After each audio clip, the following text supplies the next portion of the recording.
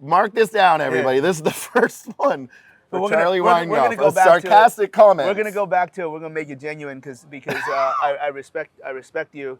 Talk to me about this CrossFit business, because that's your gym is still a CrossFit gym. Yeah. Okay. So look, I'm being honest. All right, tell me how I'm full of shit. So this beautiful background that you see is at the home of one of my clients for many, many years, Lane Johnson.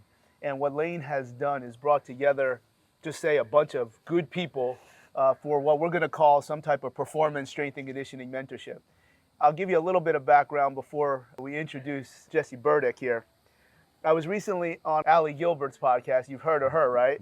And Andrew does her podcast, also from your general neck of the woods. Yes. In the suburban Bay Area, we can say. There we go. He comes out of nowhere saying, well, we know a lot of people, but like Jesse Burdick. and I'm like, oh yeah, wow, this is awesome. And he's like, how do you know him? And this is what I said. And I said, I'm not 100% sure. This is then where their creative editing, which I did not appreciate. I am one of 2 people that have squatted 800 clean. Never trained on a monolift, never took anything. There would be 2 weeks at a time I wouldn't train. I started by saying, allegedly, I'm told. I am one of 2 people. Allegedly, I am told. They will not be edited. I'm controlling the edit on this one. Allegedly, I'm told that I was one of 2 people to ever squat 800 pounds 100% clean. Okay, that is not how you know me. I'm sure you know of this. There was a point where I think part of why some people found gravity in the things that I was saying on Instagram, or at that time, whatever it was, Facebook and my website, et cetera, was because as a fairly high-level power lifter, a lot of people, I'm going to at least listen to what this individual had to say. And that would have been another probably above my head in terms of elite powerlifter. Is that fair as to maybe the first time maybe you heard of me? Not from the squat, but as far as, here's some powerlifter that had some interesting things to say about rehab and training and things of that nature. Actually, totally false. It's actually the other way around.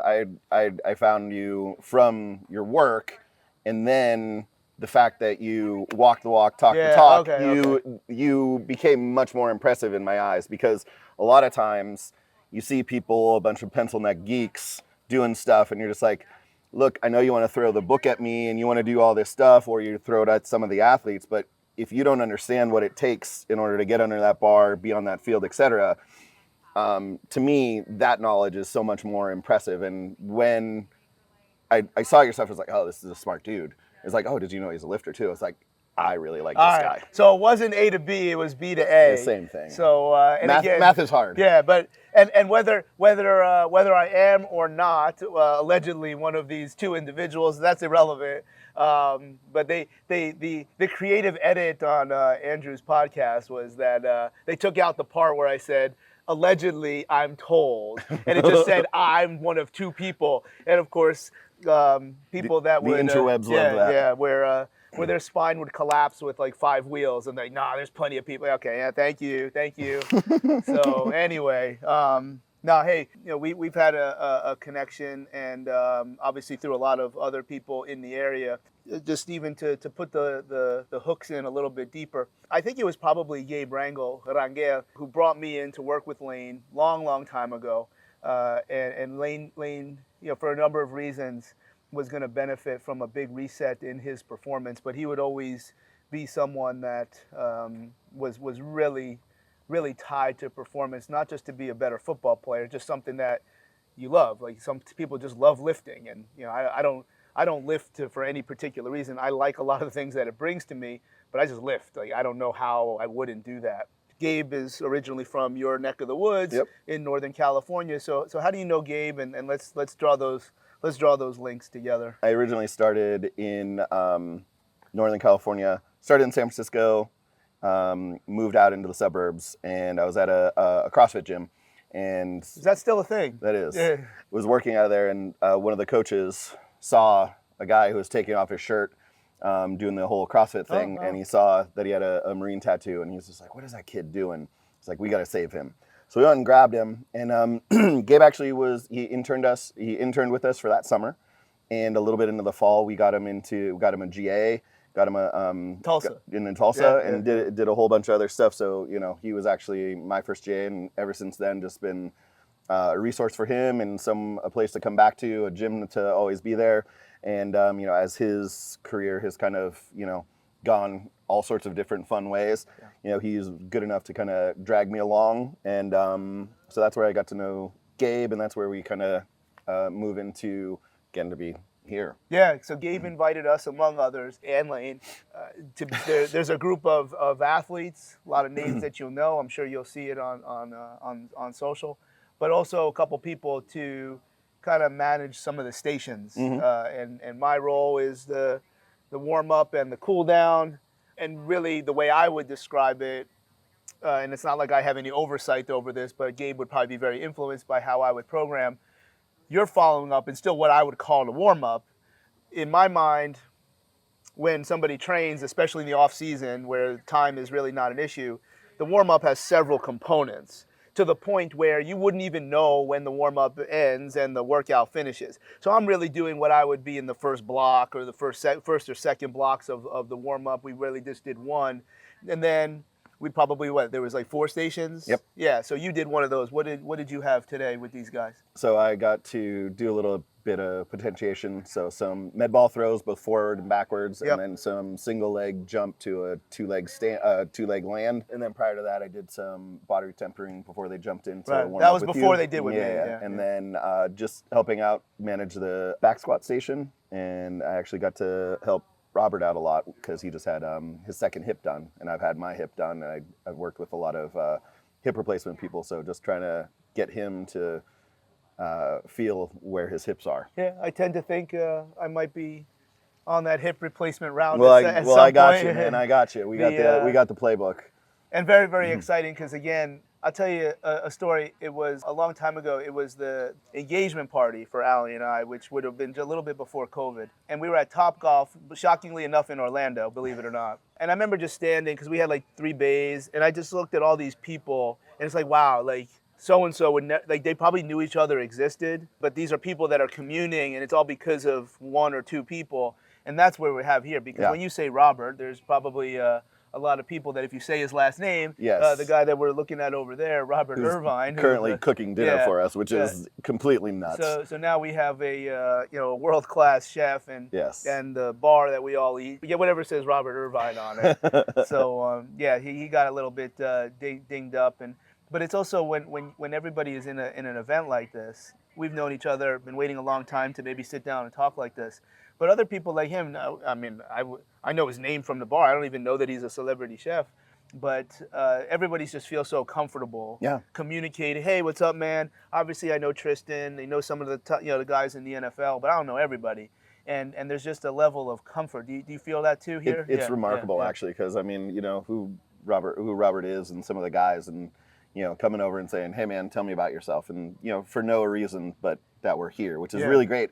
And I brought my lifter and one of my assistant coaches with me, and he was just in awe. He was just like, "This is just a bunch of dudes hanging out." That's it. It was like, that's what it really is. And I mean, a lot of people will want to work so hard to get into that room, and when they get into that room, I really feel like they trip up because they want to put on a really starchy white lab coat and start talking about angles of X, Y, and Z. Yeah. And there's so many things that it's awesome to nerd out on that, but in reality, people just want to know who you are. They want to know what you're about, and they want to know what you ultimately can kind of do for them. And I mean, just being able to relate to them, talk to them, and that's what this is all about. Kind of breaking down the walls of all, whether it's PT, strength and conditioning, chef, all this other stuff. Everyone's just here to have a good time, and I mean, it's really indicative of who brought us here. Lane and Gabe.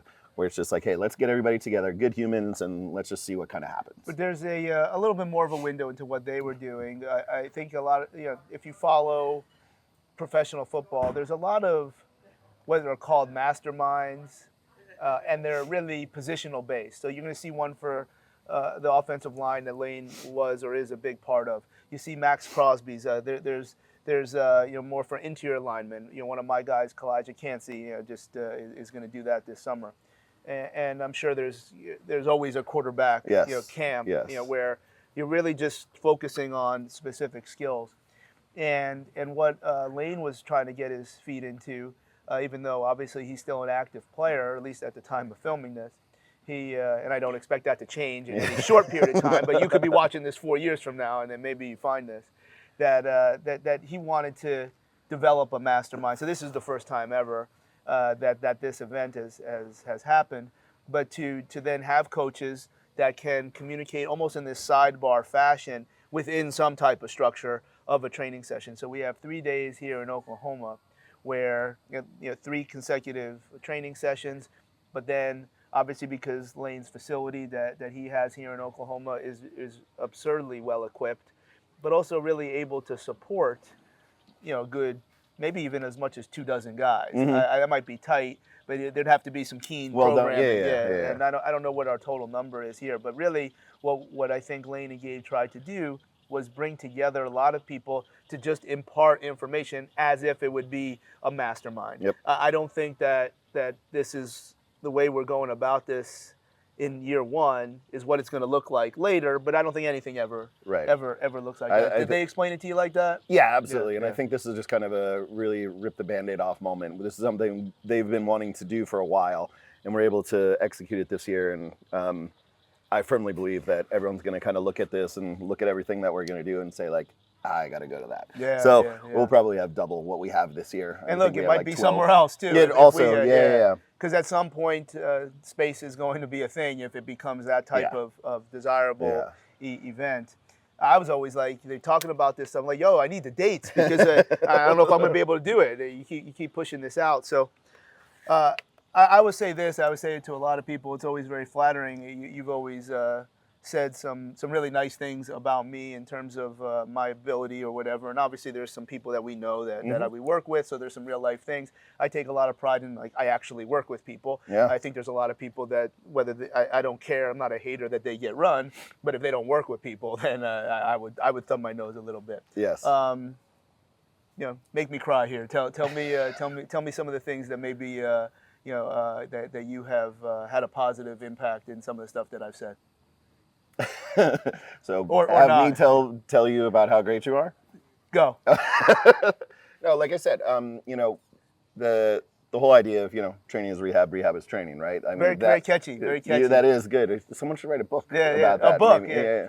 Maybe a training philosophy, Speaking of books, I want you to go on, if you're watching this, I want you to go on Amazon and type in my name. You'll see my books.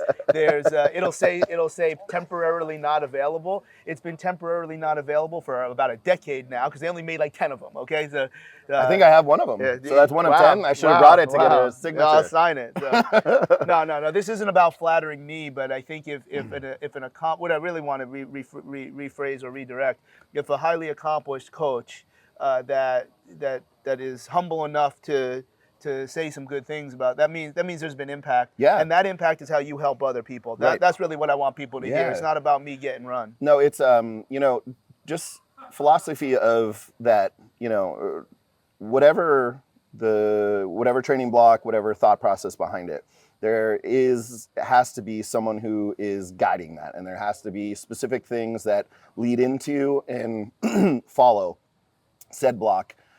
So everything that, when I look at stuff that you do, it's incredibly well thought out. And it is also very personal to the person. And as I've got to know you, it's so much more about, like, what does that person need? We can go ahead and say, okay, we can group football. Then we can go ahead and group offensive, defense. We can go bigs. We can go littles. We can go fast. We can go kind of big. And what's amazing is you have the ability to microscope that even more to what does that one person really, really need. And then also you can zoom way out and say, okay, this is what the block needs, this is what the whole team needs, etc. So just the thought process of being able to really care enough about the one person and then also the team all at the same time, because that's very, very hard to be able to write something for 40, 100 people and get most of it right. And then as you kind of peel more and more layers back, get it even more right for the person. So, I mean, just the fact that you are so good at what you do and you're the the movement profile that you always are either running people through, or the way that you look at how people are moving and therefore diagnose what they need, whether that's exercise, soft tissue, etc. And I mean, more than anything, it's the results that you get, you know? I mean, just people keep coming back to you and keep paying you money because you're really good at what you do. So, I mean, hopefully that's not just marketing.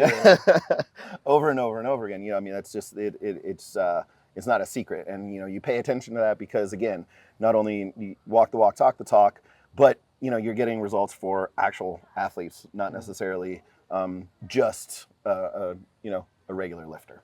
Yeah, I think if I need to be humble on that, I've been lucky, or at least my career has taken me in this way. I don't know if that's genuinely luck, but not everybody has, like, I have the opportunity to be in group or team settings, right, and handle the where there's enough time, there's enough environmental control, if you will. Like, for instance, at MARSOC, obviously everybody would train. We 05, we were all trained in the bubble, and before it became ridiculous, even though when it would be ridiculous in June, July in North Carolina. But because of the way that workplace was set up, I had the opportunity to see guys in it later. Right. Meaning I could see them the first time, meaning, yeah, you could show up and train, you're just going to have to fit in. Whereas if I had a clear view of them on an individual basis, then you guys do that, and I could. It was easy to be a little bit of a maestro, and I know not everybody has that situation, right. And I don't know that it's a unique skill as much as it is a skill that gets developed because you're in that situation. I don't think there's people that, oh my God, that you have to do it my way when you're coaching 40 kids at the high school level. Like, I don't think there's anything wrong with that. Right. I think if you're going to say that you're just as good in that situation, then if you did have an opportunity to put an individual touch within a group setting, well, we should probably talk about a different topic. I don't think that's gonna go well, but that would be my opinion. And just because, you know, that's the way you like to do it, that doesn't mean it's right. better than another way. You just don't have that situation, and you're doing the best you can. Well, I don't like to do the best I can. I like to do the best, and I'll settle for the best I can. So you worked with an athlete that I work with, very low level. So I know you saw some things that were very interesting, because this would be an all-time great player. We're not going to say the name because he's active, and I don't want any content to affect this gentleman's ability to make money. But I have worked with him in the past, and you were working with him. And yeah. I don't know that you were surprised because you've worked with some other high-level athletes. But tell me, obviously there's an offensive line tinge to this that doesn't give away who this person is. So we are talking about an enormous human being similar to Lane. So what are some of the things you saw that surprised you, or things that maybe would surprise other people when working with, this is first team All-Pro level player. This is probably continues on this track. This is a Hall of Fame player. This is one of the best players at his position in this as of 2026. Yeah, and has been such. For a long time. Yeah. I was incredibly impressed at how well he moved at speed and under load, and also at the same time how well he didn't move when not doing those things. And I think that's very particular for incredibly high level athletes, where when they're into that such a small individual, small skill of what they're doing, the very, very sharpest point, they're perfect and they move amazingly well. But walking around, I'm looking at them and I'm going like, man, what is wrong with your whatever it ends up being? And then we start talking about it and breaking stuff down, like, oh, okay, it could be, you know, this makes sense, whatever. But then you get them running at a decent amount of speed and that just disappears, which is remarkable. And I think, again, kind of something those elite athletes can tend to do for whatever reason. Does that matter to you, Jesse? So I think there's a narrative where when you can do the special physical preparedness or specific physical preparedness, but you can't always do the general thing, does that really matter? I think there's a narrative where I have an answer for me, but I want to know, like, do you think that matters? Because there's a lot of people that say it doesn't. Like, who cares if you can do the terminal thing? Right. Who cares that you can't do the basic thing? Right. So I mean, yes and no is what it's going to really come down to. But you know, they're doing that particular skill. You know, they honestly really don't do it that much. So when I look at just a total time under, not necessarily under tension. This is the undesirable thing. Correct. Okay. Correct. Okay, but okay. I mean, so just everyday life, they're moving, they could move better, which is going to therefore positively affect kind of the specialized stuff of it. Yeah. So that you can only get away with that for so long. And this is someone who eventually is going to start running into some problems. And all you need to really do is correct a few things, whether it's, in life, shoe wear, all these other things that can help positively affect that specialized skill and let it be that specialized skill for a longer amount of time. I think that's exactly what I would say, where my two, if I have to cull it down, because I was doing another podcast recently. He's like, "Wow, Charlie, you name a lot of names." I'm like, "Yeah, because I'm taking everybody with me. Like, I honor everybody, and when I tell the stories with the real names, I want them to hear it and know where they stand with me. But if there's two people that I have to say are mentors, I always say Mike Boyle's a big brother, but Gray Cook and Val Nasetikin. And I'm not going to talk about the commercial brands because somebody's going to turn this off as soon as they hear it. But the part of why those commercial brands from those two are so polarizing is because they don't tell you what to do. They tell you a strong opinion on what happens next. Right. So when it comes to what you're describing with this current superstar, I would say that the cost of what they do, even perfectly, is more, because they can't do the thing underneath. Right. And if you can't do the thing underneath, that can probably be explained in a lot of different ways. Sure. You could explain that with movement variability. You could explain that from some type of deep stabilization strategy, stuff that doesn't necessarily show up on game day. Right. Something that does not acutely limit your top end. But how often can you keep your top end? Because the other thing that I would learn from those two guys is at some point you can't make a professional athlete. Like as a powerlifter, the cost of going from 545 to 555 is enormous for such a small percentage. Yeah. Okay, but in powerlifting, that's the only thing you have. Like that's all you do. There's no other choice. You could argue whether an NFL player should squat that much or not. That's irrelevant. My point is that once you get to a certain point, this isn't even about, okay, like I'd rather you squat 4 wheels instead of 6 wheels and do 4 wheels faster. That's of course.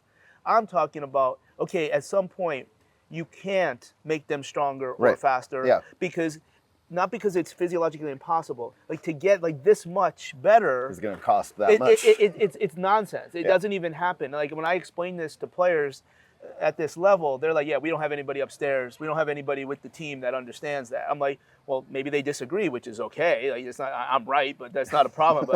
But the point is, I think there's obviously for these more performance therapy type things, which I did not invent, even though people would credit me with this. There's such a low cost and a higher return, but it's a different type of return. Yeah. I don't for this particular player, he's already proven almost from his rookie year to be a Pro Bowl starter, okay, if not a Hall of Famer.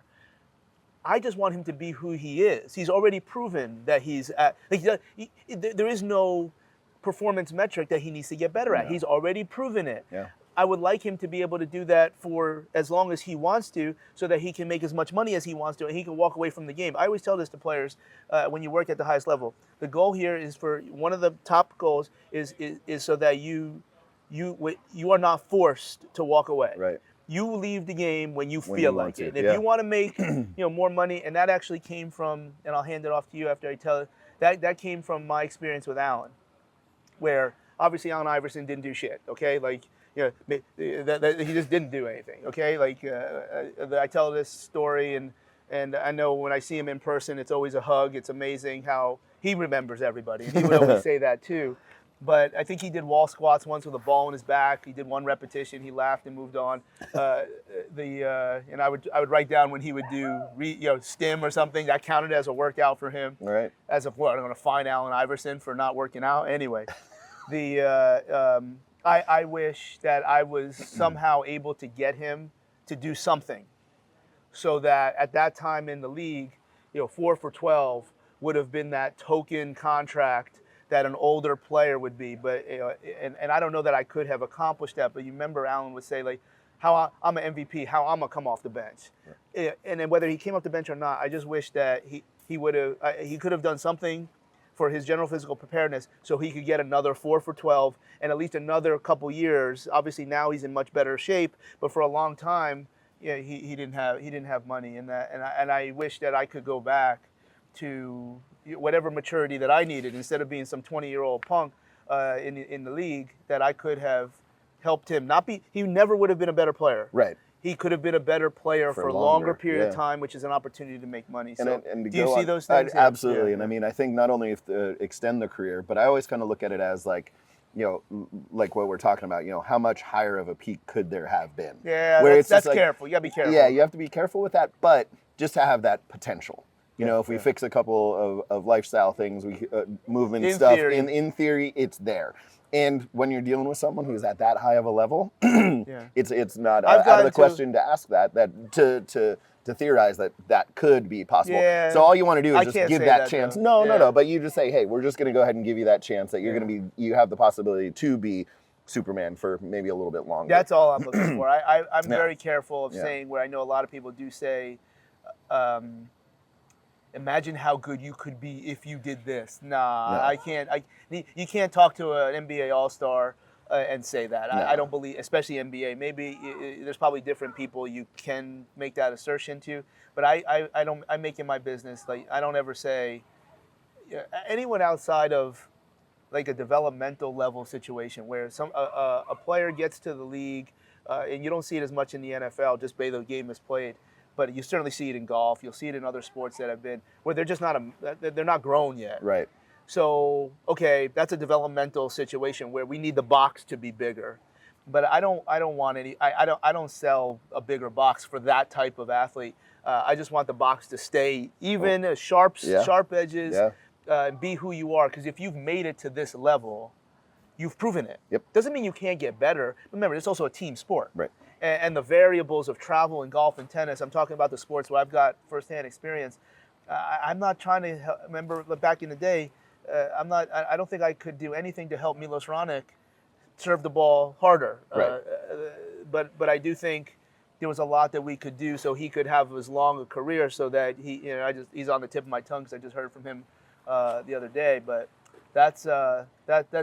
So it's interesting that you saw things. Yeah. And categorically, this individual would be known as the best in his position, or at least one of. Yeah. And there's things that you thought that could be worked on. Yeah. And I mean, it's also something else that I saw is like when asking, like, he's so coachable. So I mean, when you're dealing with someone like you're talking about developmentally, like you have to find ways to communicate with those people in order to make a change. When I say like, hey man, you're really kind of flaring your toe out as you're kind of coming off the line there. It's like, can you try to turn that in? And then he does it perfectly, and you're like, oh, you're just awesome. That's this so particular amazing. Dude is a citizen. I don't know that every team sport athlete in North America is going to be as receptive to those types of feedback. Right. But then I'm like, why are you here? Why? Correct. Why are you working with me if you're not trying to? And then deal also with the same thing, why are we here with that person as well?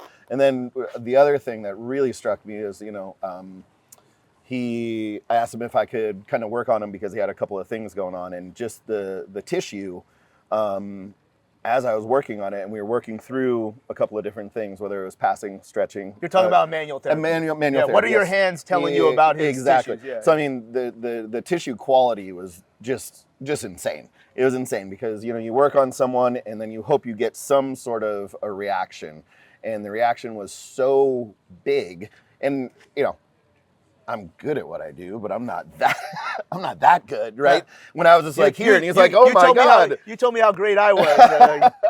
But I mean, it was literally 2-3 passes, and I was like, holy cow. And then you go and you feel it, you're like, man, this is what tissue is really supposed to kind of feel like. Yes. So I mean, it's a really, really healthy, well taken care of, well hydrated tissue. And that is, I think that's like the superpower that a lot of other people just really don't, not only are you coachable, and you can make those changes and conceptually understand those, but then you have the tissue that is just healthy enough to accept those interventions and get the outcomes that we all kind of want from them. So, I mean, especially as he's kind of going, you know, let's hope this is like only the third of his career at this point, you know, and he gets to go on for as long as he can. But I mean, going that long. But I mean, he could play another double. Yeah, he could double where he's at, you know, maybe he's halfway through. So, you know, just having those sorts of things. And that's something where you're like, hey, this may be at an impasse where it's like, this is something that you are going to need because as time goes, this is starting, you know, that's going to erode a little bit. And I wasn't shocked at all, but again, because I have worked with him before in a more acute setting. And unfortunately, those acute things we knew were not progressing because of whatever reasons environmentally. Yes. So, and obviously I like that. That was well. That was well done. People know what I'm talking about. Like, you know where I live in this universe, and I don't get it.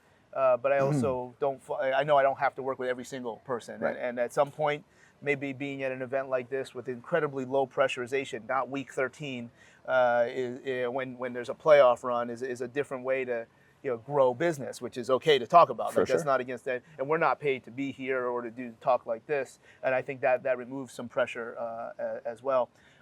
This is what I wanted to talk about because what you just said, we talked about inside. I said, hold on, we gotta get this.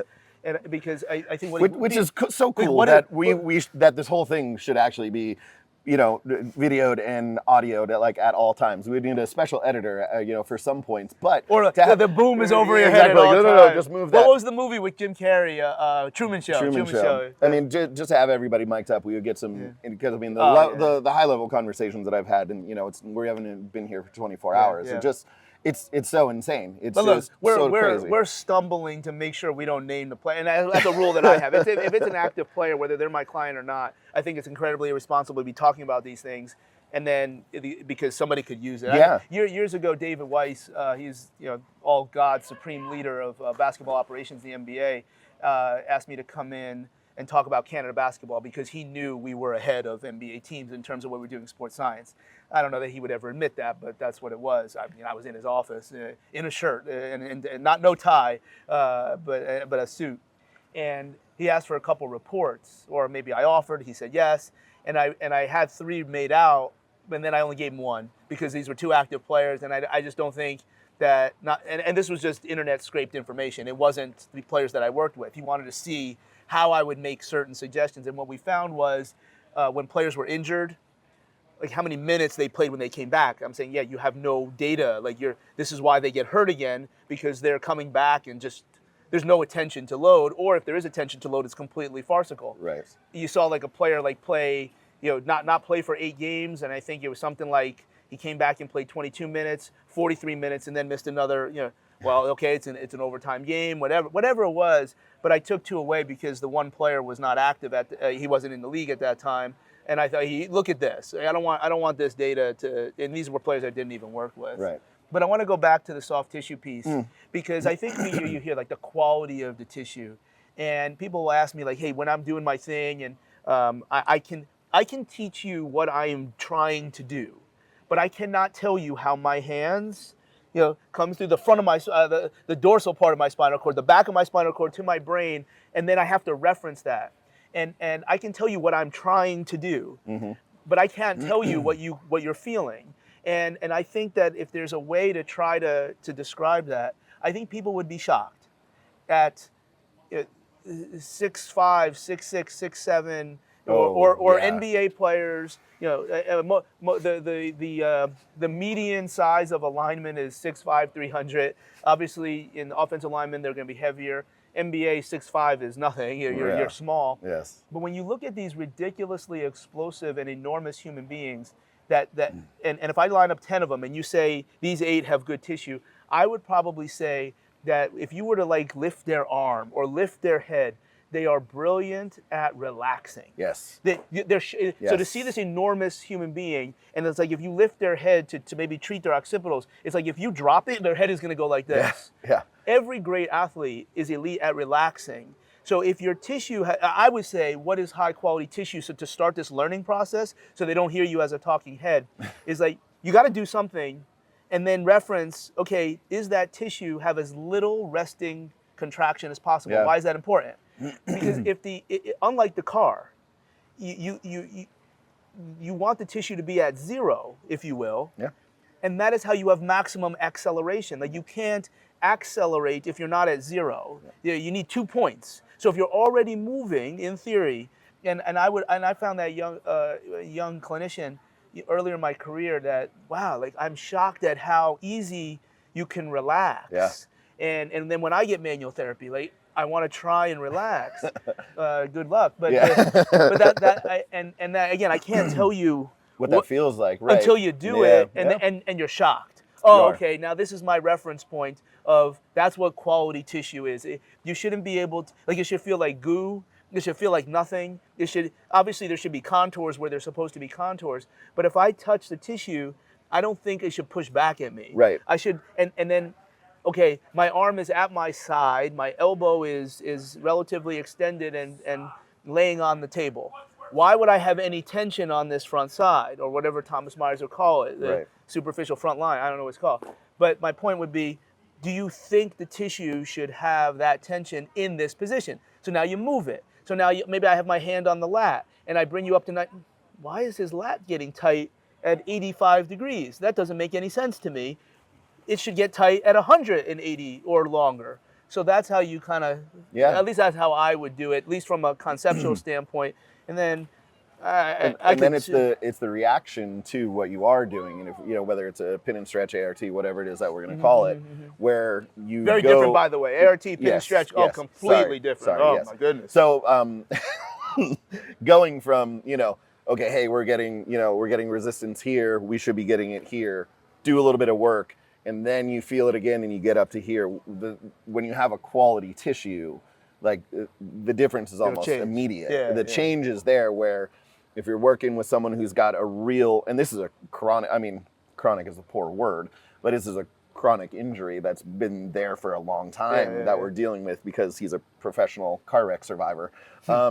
And so in order to be able to make immediate changes, it was almost like I was taken aback. I was like, oh wow, let me try that again. And I was like, oh yeah, it's gone. That's out of there. Yeah. So that's what quality tissue is yes, there is that, just it's able to absorb force and give it back whenever it needs to. It's not going to kind of push you out whenever you're in, able to relax, and then it makes changes away. Would you agree, if someone's learning to really hang on to this, okay, I got to determine what is quality tissue, you probably need to work with somebody who's healthy. Would you agree with that? Yes. Like you can't be only working with people that are injured or in pain. Correct. Because their tissue is going to have some resting tension, spontaneous electroactivity, whatever big fancy words I would use.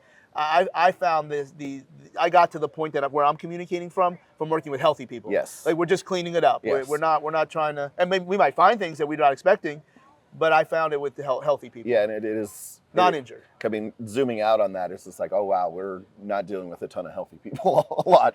When you have someone who's at that high of a pinnacle of sport and just just their body, just period, it's pretty fascinating. And to get to have a whole handful of them over there. Here's it's an pretty interesting remarkable. Question. If somebody only works with injured people, which is a lot of people, very competent and et cetera, how would they know what healthy tissue is then?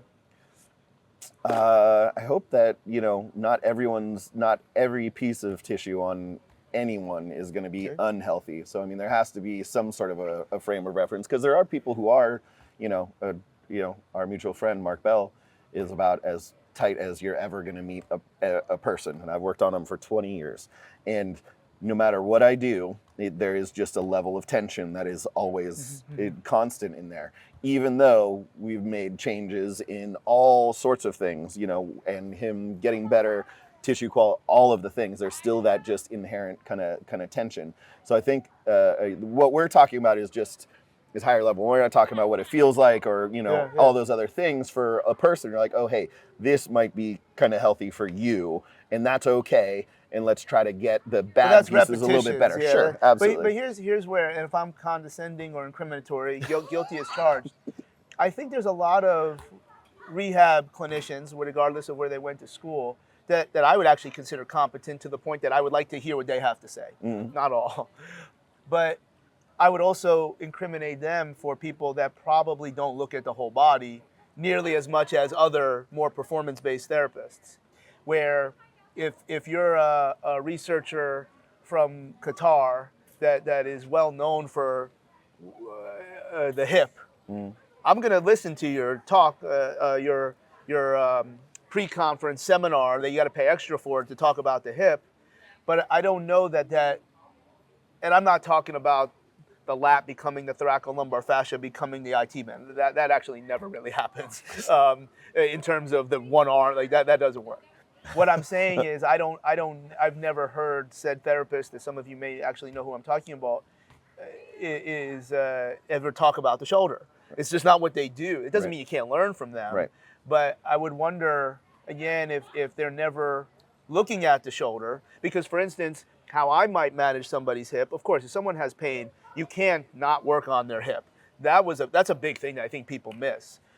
But I'm looking at the whole body. And I think that's a misconception where so many people are like, okay, hey, pain is here. Like, okay, we'll stop. We're going to go upstream, downstream first and work towards there. It's like, okay, make it happen then. You better make it happen. Yes, exactly. Because if that person walks out of your office, then they think you're an idiot. Exactly. So, I mean, there are some magic people who can kind of yank on your make it work. Yank on your earlobe and like stab your underneath your nails and make things go away. But those wizards are very few and far between. So you do have to treat, what is there. Well, I have said, and I'll say and then it move elsewhere, and then that's where you're going to get the biggest buy-in. You're going to say, hey, this hurts. How does this feel? Like, oh, this is probably from this chicken and egg. Who knows? We can go into that, and we'll figure that out later. But hey, let's just work this whole kind of, whether it's side, opposite sling. The whole everything matters. Yes, that's core value number one. Everything matters. Everything connected. If I would be a little bit of Charlie from 2012, I would say, no, I absolutely want you to chase pain. I want you to chase it down, and I want you to catch it, and I want you to put your hands around pain's throat and choke it so it never comes back. Absolutely. You are not a bad person if you address pain. Yeah. Now, you are a bad person if you only address pain, stop there, and then you don't care about anything else, and that's not what famous messengers of this message are not saying. They're not saying that. But I would also say, though, let's say it's day one, I have to do something to get them out of pain. And if I don't believe that there's a magical approach, which I do think is better, I would say to somebody, here's a couple things that I would typically say, and then I'll get your opinion. Number one, hey, listen, man, if I'm poking at your eye and your back feels better, there's probably something genuine to that. If it's further away from the epicenter, that's probably something that's genuine. That's number one. Number two is, hey, listen, I am not telling you that your shoulder has anything directly to do with what's generating the pain in your hip. However, I think your hip pain will come back if I don't mess with your shoulder at some point. If you'd like to continue to see me, I never shake people down. Right. So those are the two things that are really, I think coachable. Yeah. What do you think? The further away, the more real it is, and of course, it could affect the recurring tissue issue. And also, depending on the population that you're dealing with as well. Yeah. Like someone who, those guys up there are really, really in tune and in touch with their body. So if you press here and they go, ow, down here, there's something to that. And there's a lot of reasons. You want to talk about smudging, etc. There's all these things. And also, too, with these guys, sometimes you get a call on Friday. Don't worry about the flight. I need to play on Sunday. The goal is to play, and we'll deal with the rest of the stuff later. That's not even what I'm talking about. But I would agree. But there is something to pain, whether you call it radiating or referral, originating, whatever the hell that it is. There is something that's there because it's impossible to not because if you're unilateral, things just ravel and spin one way or the other. So, but I do think that it's the higher level of an athlete who understands how to move their body through space. Those are the people that you listen to some of the weird stuff. It's like, what, when I do this kind of hurts. And you're like, oh, and you can start to kind of make those connections a little bit. And not better. Everybody has that type of work environment. If you work in some run-of-the-mill generic clinic where people are paying insurance, they're not even, they're going to laugh at you. And that's why you kind of have to move on. Like you can't work in those places if that's how you want to embody your practice. So, when we do these talks, this is obviously levels of conversation that only these two people can have. This isn't just like random questions. So let's go one more here. I don't even know if there's the memory card on there. I don't know how long we've been going. Do they still use memory cards? They might. Still? They're like little ones. You got to put them into something else. Right. I made a sarcastic comment before, And you? shockingly. This is the first one. Yeah. This is the first one. Mark this down, everybody. Yeah. This is the first one. For Charlie Weingroff. We're gonna go back sarcastic comments. We're going to go back to it. We're going to make it genuine because I respect you. Talk to me about this CrossFit business, because that's your gym is still a CrossFit gym. Yeah. Okay. So look, I'm being honest now, and obviously my experience with CrossFit is it's always right here. My arms aren't the biggest in the world; they're not small. It's all right here. Okay. The things that I would say that I have published before. Those are my opinions. I think it's disgraceful that these workouts are named after women. That somehow you're a punk if you can't do this woman-named workout. I think the exploitation of the American military again is, well, if the monsters do it, then you should do it. It's a business, and I just that's from my experience, particularly at MARSOC, where I was brought in to change culture, and I'm going up against guys doing pull-ups like a salamander and absolute nonsense. So I could go on, but I have also said, probably if you go back and find this YouTube, I've also said that if I go back to 22, I probably would have done CrossFit instead of powerlifting. Okay, because as an athlete, if that's what you are, I don't know, but as a competitive activity, I think it's awesome. Yeah. To train someone for CrossFit is like I love this. I find if I know what the exercises are. Now, if I don't know what the exercises are, it's a little bit challenging. But if you tell me what the exercises are, we dominate.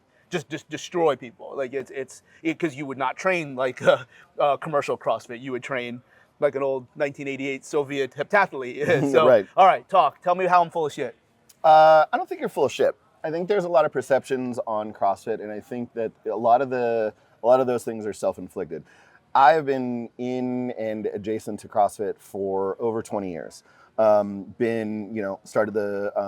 my gym in a CrossFit, moved to another CrossFit, and then also moved to another CrossFit. You just said CrossFit like 4 times. I did. And I also married into CrossFit, so my wife works for CrossFit HQ. Oh, that's still a thing. Yeah. Oh. And she does the seminars. I worked for CrossFit. Doing the seminars for Louis Simmons, so CrossFit for Powerlifting, and I did those with Mark for 3 or 4 years. Yeah, I think we're gonna die out, but I would love to learn more about, because I never understood. I always knew that there's a lot of videos with Louis basically under the CrossFit banner, but CrossFit was never. Powerlifting was never really a competitive choice in CrossFit, right? Because they don't even call it. They call it like, you have to squat. Like, well, is it a back squat, a front squat, or this type of squat? Like, come on, like a squat is where you put a bar on your back. Right. I mean, we can argue that all night. But it's a squat. It's a front squat. It's not like anyway. I'm with you there. They've started to incorporate those. They even saw even a bench press in some of the competitions a while ago. Anyway, all right. But anyways, go ahead. So I think some of the pain that CrossFit has kind of inflicted has just been allowing people to kind of take stuff and run a little bit too far with it. I think CrossFit is an amazing place to start for a lot of people. There are numerous all-time world record holding powerlifters who started at CrossFit. And there are a lot of people who have found their niche, whether it's strongman or something else, by starting at CrossFit. I think it's a great place to go, and what they've done really, really well, I think they have mastered culture. Whether you agree with it, like it or not. No, that I would say. Yeah, the culture, community. Nothing to do with training. Bringing people together and, forcing them to understand and care about health in, a big general way. So, you can go into a CrossFit and come out 3 months later a very, very healthy person by just showing up and just being there and having your ears open. Now, there are people, and this is, evident in any sport and everything that we do. Yeah, people who are just going to go way, way over here and, all they do is this. And, just like a powerlifter. There's good, better, and best in it. I know. Now it's falling on deaf ears, but of course this is true. Of course this is your true. deaf ears, yes. Yeah. But those are the people, unfortunately, and this is, I would argue that this is across all sports. Those are the people who make the most noise and say the most stuff. So those are the people that you're hearing. Those are the opinions that you're hearing over and over and over again. And that's what people get beat down on, and that's what people push back. But if you really look at what they're doing, all they're trying to do is make people healthier, get them better, and getting a real view of it from the inside.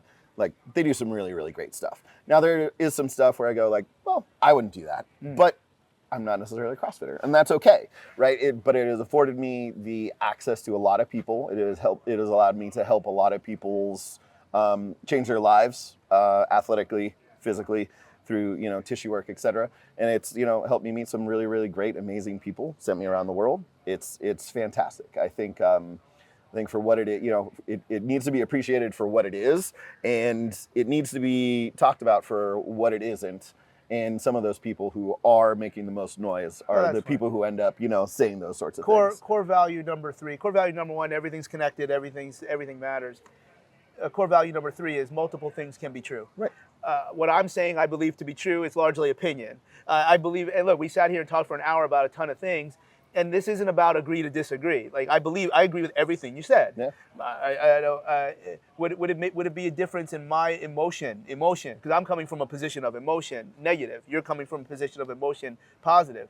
Culture generates emotion. If it wasn't called CrossFit, I'd be like, dude, tell me more about this. Right. Except because that word means something Sure. to me, and that's why I'm very honest about it, including being honest that if I go back, I'm sure I would have done it, because if it was, however many years later. So, all right, I don't know if this has been an hour or not. I know this is a long time coming. Hey, the last thing here is for the people that set this up, one of the many brands, and if you, I know you did it because you saw I did it first. Yeah, we added everybody because there's a ton of product, a ton of gear that we've all been afforded to, and those companies are not giving us this stuff just so we have an extra backpack, etc. Father's Brewing is a company that Gabe and Lane, to a different degree, are a part of. And we just put this here just to remind people that when regardless of whether it's alcohol or not, again, we're talking about health and wellness. So I am going to show you the cap is on here. But I wanted to do this because this is not to me about beer as much as it's about people. Yeah. And I'm actually not an investor in this alcohol brand. I'm an investor in another. And if that antagonizes anything I said, again, come at me. You can put the cuffs on and I'll break them, because it's about people. And I'm very happy to hopefully expose you to Father's Brewing because there's some really, really good people behind it. And if that's something you want to support, I think that would be fantastic. Support those who support you, and this is a cool thing, and I think this is just the start of a really fun thing, and hopefully we get to do this again soon. My man. All right.